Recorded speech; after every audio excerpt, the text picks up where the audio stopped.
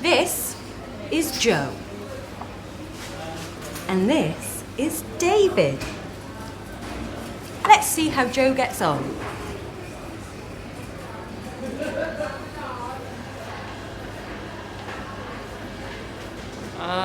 Hi. I got a text. It said to come here now. I don't like it. Okay. What's your date of birth? Pardon? When's your birthday? I told you I don't like texts. Sorry, they get sent out to everyone. Your date of birth. October. Do you know what date in October? The 9th. Good. Do you know what year? 1993. Great. And your surname? Your last name? Tate. Tate. Okay, thanks, Joe. Have a seat. Someone will call your name when it's your turn. I don't like it there. It won't be long. Have a seat.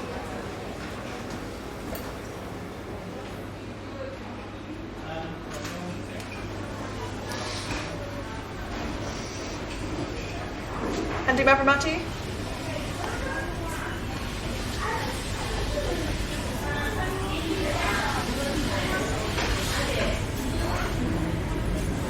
Joe Tate?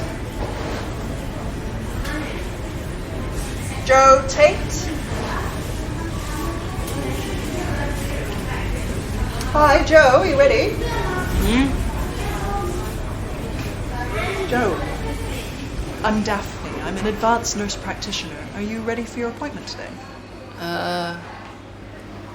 Joe, there's a nice quiet room around the corner. If you like, we can go in there. Okay.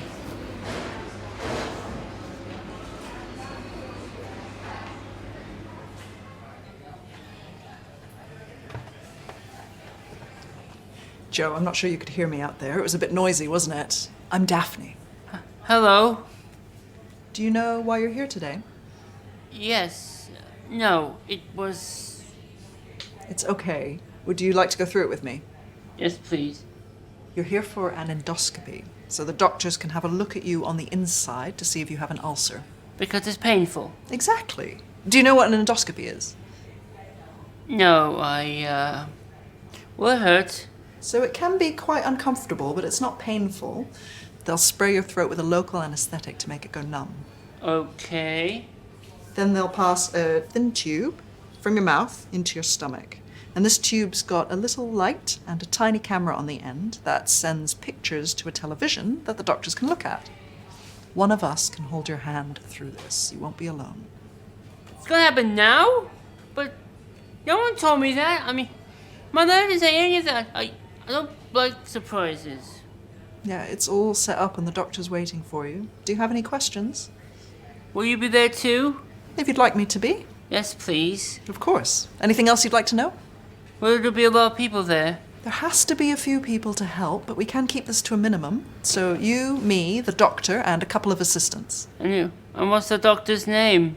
It will either be Dr. Anderson, who is tall and has twinkly eyes, or Dr. Langford, who has short hair and a Midlands accent. Will it take a long time? It will take 15 minutes. Then afterwards we can talk about what the doctors saw and if there's anything else that we need to do. Okay? Okay. Sorry I was difficult earlier. It's all very confusing. You weren't difficult, Joe. I understand. Thank you.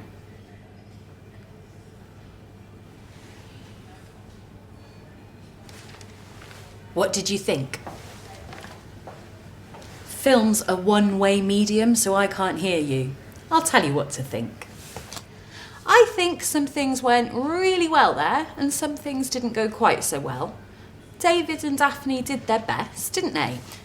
But here are some tips that they might have found useful. Upset is not refusal. What do I mean by that?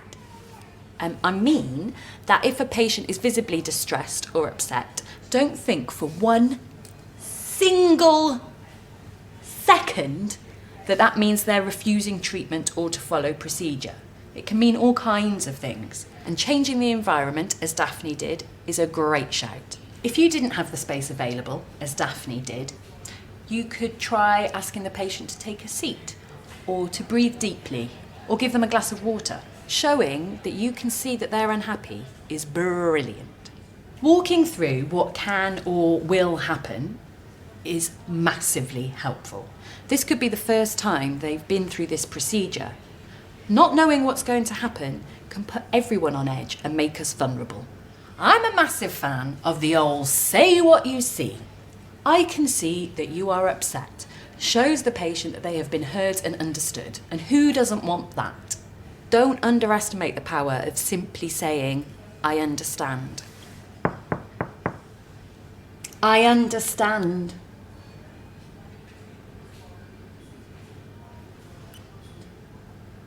A heightened state can delay processing times, so allow space for people to process information. Physical space and verbal space. Leave pauses. It might feel weird to leave silence, but